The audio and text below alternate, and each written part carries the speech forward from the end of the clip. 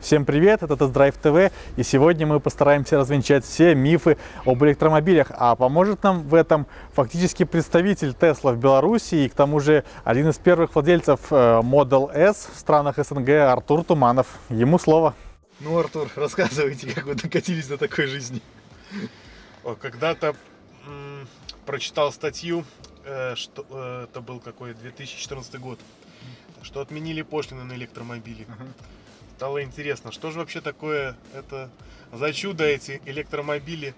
Стал изучать эту тему и выяснил для себя, что большинство электромобилей это такие маленькие, зеленые, скажем так, откровенно унылые хохоряшечки. Вот. И среди всего этого многообразия, или наоборот однообразия хохоряшечек, выделялась Tesla, которая лично меня подкупила своими динамическими показателями. То есть на тот момент самая быстрая Model S за 4,4 секунды до сотки разгонялась. И вот в этот момент, когда отменили пошлины, в принципе, она сравнялась в цене с автомобилями аналогичного класса, предлагаемыми в Беларуси. Вот. Потом я столкнулся с проблемой, что посмотреть ее практически невозможно. Нигде ни у кого не было, то есть все предлагали какие-то варианты под заказ, но живую машину увидеть было невозможно. И только через год, в марте 2015 года, продавалась в Минске живая бэушная годовалая модель S. Та самая первая, да, и на тот момент единственная. Да, та самая первая, на тот момент единственная Tesla в Беларуси. Была она в идеальном состоянии, с относительно небольшим пробегом 18 тысяч километров. Я ее посмотрел и, как говорится, рискнул.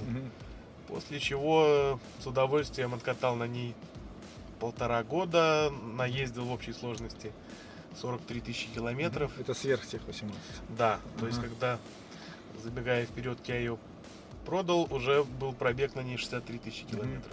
Артур, ну и как можете оценить вот это опыт владения Теслой по системе из оценок, как нормально, хорошо, супер? Супер-пупер! То есть я просто в восторге. Пересяду на какую-то другую машину бензиновую только в случае крайней необходимости. Как говорится, если жизнь заставит. То есть я правильно понимаю, что на той Тесле вы ездили каждый день и в путешествия, например, отправлялись на Тесле или брали другую машину? Нет, во все путешествия я отправлялся исключительно на Тесле. Ездил на ней каждый день, вот от звонка до звонка. Как говорится, и детей в школу, и сам на работу.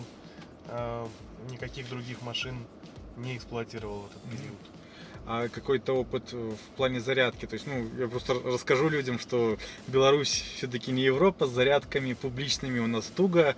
То есть, вопрос о том, я так понимаю, зарядка дома есть, а еще где-то оборудовали для себя? Оборудовал еще у себя на работе возле офиса. Честно говоря, зависит от срока. Ни разу не пользовался. Потому что, владельцу Tesla, когда он находится дома, своей домашней зарядки вполне достаточно. Потому что это очень удобно. Приехал вечером домой, поставил на ночь, и утром у тебя уже машина заряжена. А любая другая зарядка, подразумевает, что ты ставишь на зарядку и чем-то должен заниматься в это время, пока машина заряжается. Ну а по запасу хода тогда летом и зимой на Model S что получалось? Вот, кстати, такой частый вопрос. Все думают, что зимой там... Да, вот очень частый вопрос, реально, что все колом станет, и никуда не поедешь. Да. Должен сказать, что абсолютно никаких проблем. Если летом у меня стояли 21-е диски на летней резине, на зиму я ставил 19-е на зимние. Так вот, эта разница в размере дисков дает 10% к заряду. Да. При температуре около нуля машина теряет те же 10%, в итоге для меня ничего не менялось. То есть при температуре около нуля пробег на 19 дисках был такой же, как летом на 21. Это в километрах сколько? Это в километрах 400 километров неспешной езды. Неспешной это, опять часто спрашивают, это значит 70 с выключенным кондиционером, печкой с погашенным экраном.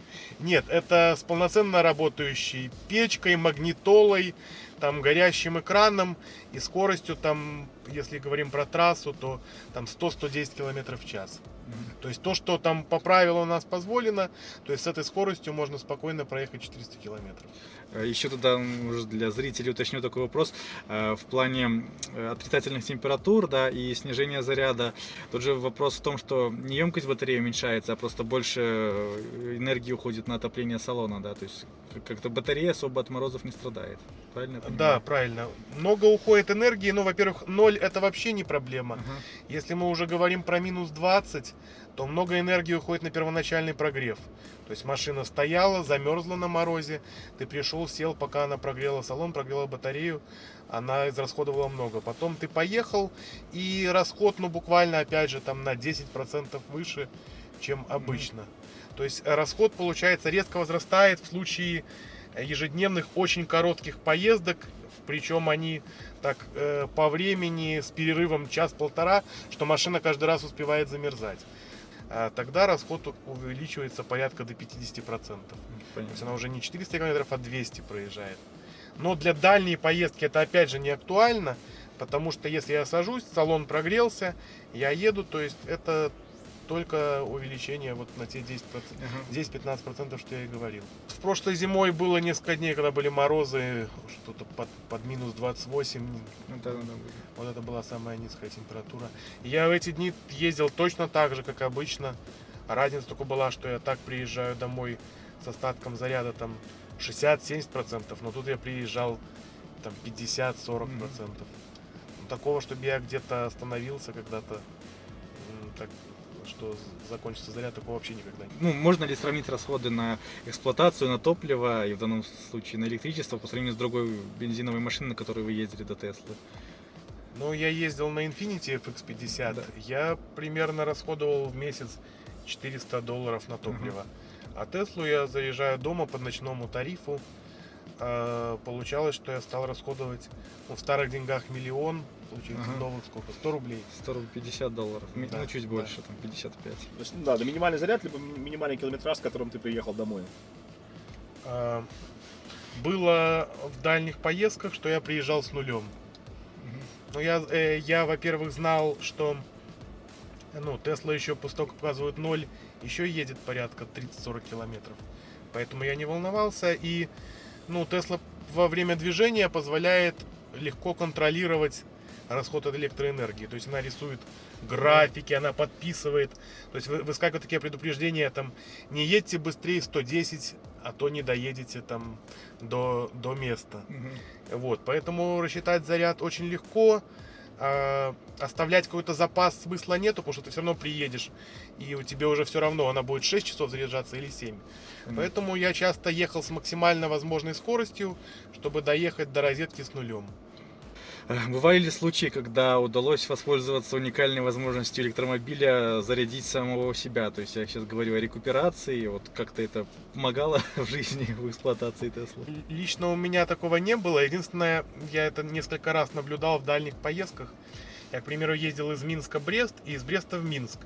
И из Минска в Брест расход всегда ниже, чем наоборот, потому что Минск по высоте там, по отметке над уровнем моря, порядка на 200 метров выше, чем Брест. И вот это объясняется тем, что машина, как бы катясь с горочки, сама себя заряжает, ей легче катиться. А вообще известны случаи там у других тесловодов, которые, когда у них заканчивалась зарядка, цеплялись за фуры, за какие-то автомобили, и пока машину тянут, она тем, что это мотор-генератор у нее, она сама себя заряжает. И порядка, если ее протянуть 50 километров, она может полностью зарядиться. Вот так. И что интересно, что у фуры расход при этом практически не возрастает. И какой-то, как сами водители фуры говорили, что каких-то изменений не чувствуют груза, да. То есть известен, кстати, такой случай в практике, когда человек купил в Москве Теслу и доехал до Крыма, до нее своим ходом, ни разу не... То есть он ехал 400 километров, потом цеплялся к фуре, ехал дальше. И так, без всяких остановок проехал вот порядка там 2000 километров.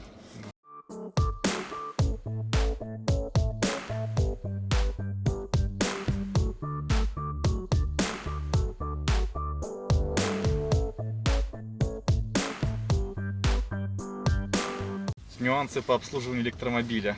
Что есть и насколько вообще объем работ по обслуживанию меньше в электромобиле? Ну, вообще электромобиль практически не нуждается в обслуживании, то есть конкретно у Теслы есть три, как это назвать их, детали, которые меняются. Это щеточки стеклоочистителя, салонный фильтр и тормозные колодки. Причем тормозные колодки ходят значительно дольше, чем в обычных автомобилях, именно за счет рекуперации. Поэтому каких-то особых проблем с обслуживанием нету. Для города я бы сказал, что это вообще идеальный автомобиль. Как происходит вообще общение с дилером? Там надо с ним общаться, там, как он связь поддерживает? Приходится к нему обращаться по каким-то вопросам? Ну, я 2 раза ездил на техобслуживание на Тесле на 20 тысяч и на 40 тысяч километров. На 20 тысяч я ездил в Берлин, наоборот, на 20 тысяч я ездил в Стокгольм, а на 40 тысяч в Берлин. А так, в принципе, любой вопрос можно задать дилеру, ну не дилеру, дилеров нету, представителю Теслы, или по телефону, или по электронной почте. Многие вопросы они могут решить удаленно, ну и связанные с электроникой. Понятно, что колодки они удаленно не поменяют, но все электронные вопросы они могут решить, потому что все машины связаны там через Wi-Fi. Ну, в интернет выходит. Да, в общем. в интернет-выход. А те обслуживания какие-то деньги стоили? Или... Не, обслуживание платное, Ага. как, наверное, со всеми автомобилями. Понятно. Они были по 500 евро. А что в них ходило? В основном, вот не считая замены этих, там идет какая-то у них глобальная проверка, то есть они несколько нормочасов просто все проверяют. Видно, не хочется им, чтобы я часто к ним приезжал. Ну и плюс, опять же, почему 500 евро? Ну, вопрос в том, что просто у тех же немцев другие зарплаты, чем у Да, нас. да. То есть по немецким меркам считается, что у Tesla недорогое техобслуживание.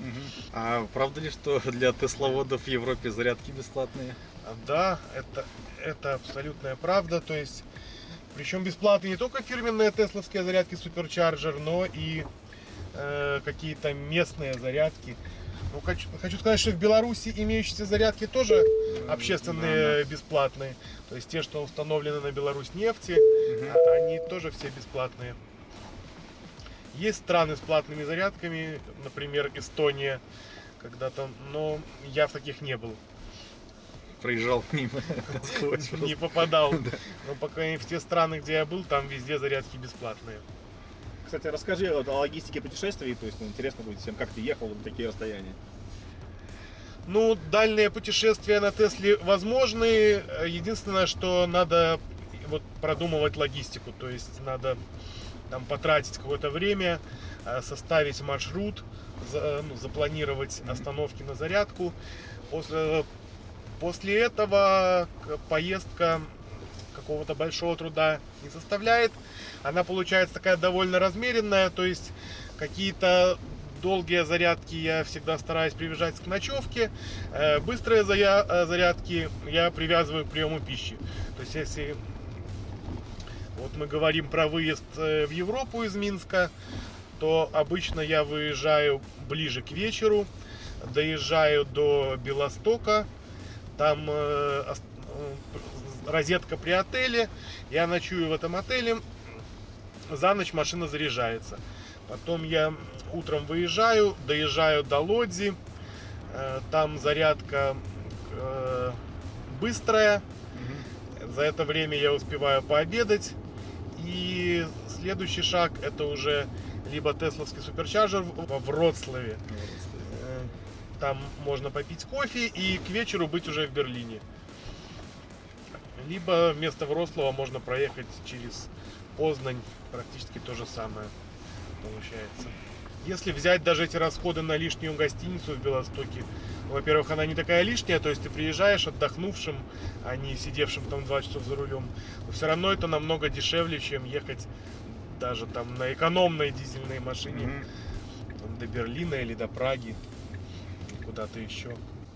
Ну и расскажи вот свои, вспомни свои первые ощущения от Теслы, то есть и твои впечатления по мере того, как ты к ней привыкал, там открывал что-то новое.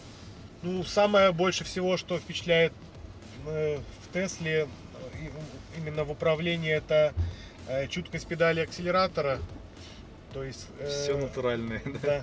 да, реакция мгновенная, и разгон очень быстрый, плюс очень машина себя ведет интересно в поворотах.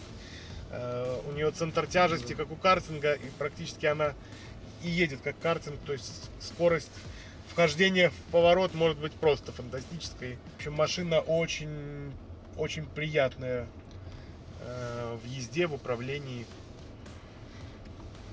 Что для тебя стало открытием в Тесле? Вот ты ее там купил ее, поездил месяц, и что для тебя вот там снова стало вау? Ну, кстати говоря, вот очень удивился. Я думал, что я буду скучать по звуку мотора. То есть до этого я ездил там на V8. Мне казалось, что мне этого будет не хватать. Но я про этот звук мотора забыл буквально дня через 2. Потому что, ну, в неумолимом, бесшумном тесловском разгоне есть своя прелесть. Причем есть такой легкий звук, такой свистящий. Троллейбусный, да. Вот он даже троллейбусный, он больше у троллейбуса, а этот такой, он потише, он напоминает немного звук взлетающего самолета, когда тот рассекает воздух. Понятно. Так что как-то вот обошелся я без звука мотора. И уже об этом не мечтаю, не ностальгирую.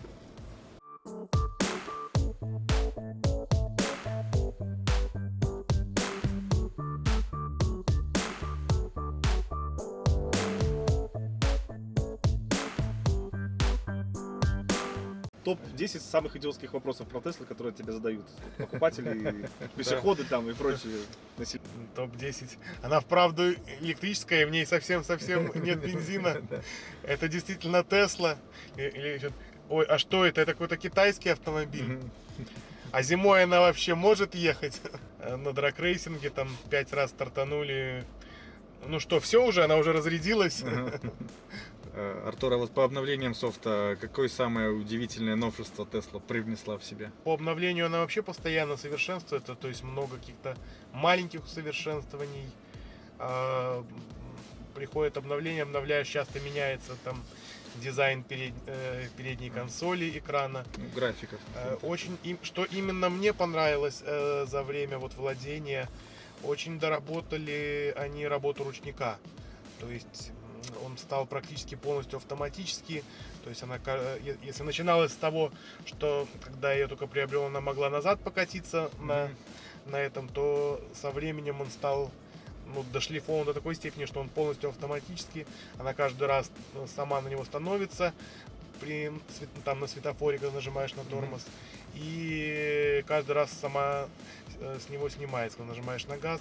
То есть варианта там блондинки не сдать эстакаду уже просто не существует. На Тесле эстакаду в ГАИ любой сдаст. И последний вопрос, этот экран, он как бы в перчатках на него можно нажимать или приходится зимой снимать перчатки с рук? Попробуй. Ну, сейчас попробуем. Я, честно говоря, никогда не пробовал, потому что салон прогревается очень быстро. Ну, То есть ты садишься и тут, электрический прогрев, ему не надо ждать, пока... Сработало, дверь открылась. Хотя я вот сейчас вспомнил, что Тесла продавала какие-то фирменные перчатки Нет, работает в этих. для зимы. Перчатки фокусника. Перчатки фокусника. Но видно, это был больше маркетинговый ход. Чем не продай, да, перчатки Тесла, если их покупают. Еще вопрос по поводу автопилота Тесла. То есть как ты вообще относишься к этой проблеме и будешь ли экспериментировать сам? Не, если честно, я не понимаю, зачем автопилот. Ну как, я понимаю, зачем автопилот, но лично мне он не нужен. Я предпочитаю водить машину сам. В первой моей Тесле не было автопилота, она еще была до того момента выпущена. А в этой машине есть, но он не активирован. То есть он в спящем состоянии работает. Чтобы его активировать, надо им еще туда на Теслу дослать немножко денежек, и он заработает. То есть как бы радары, все эти самые органы чувств Да, то есть все присутствует. Оно работает в таком спящем режиме, в таком пассивном, то есть оно показывает другие машины. Если какое-то надо будет экстренное торможение, она все равно затормозит. Но именно как автопилот функция не активирована. Понятно. То есть она вот, ну, все показывает, машина слева, машина справа, радары работают. Если какая-то чрезвычайная ситуация, то он проснется там и затормозит, но так он отключен.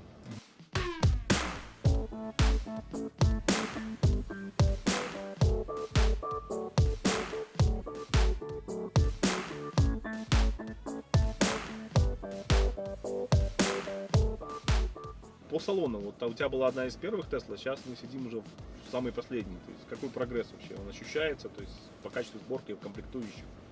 Да, это все ощущается, то есть, ну, Tesla как бы делает работу над ошибками. Добавили вот они центральную консоль. Раньше жаловались, что нету, что пустое место. Потом у Model S до сих пор нету доводчиков в дверях, а на Model X уже стоят доводчики в дверях. Ну и качество сборки, то есть оно уже, ну, вплотную приблизилось как бы к грандам мирового автомобилестроения. Хотя еще на первых Теслах жаловались на грехи по качеству сборки.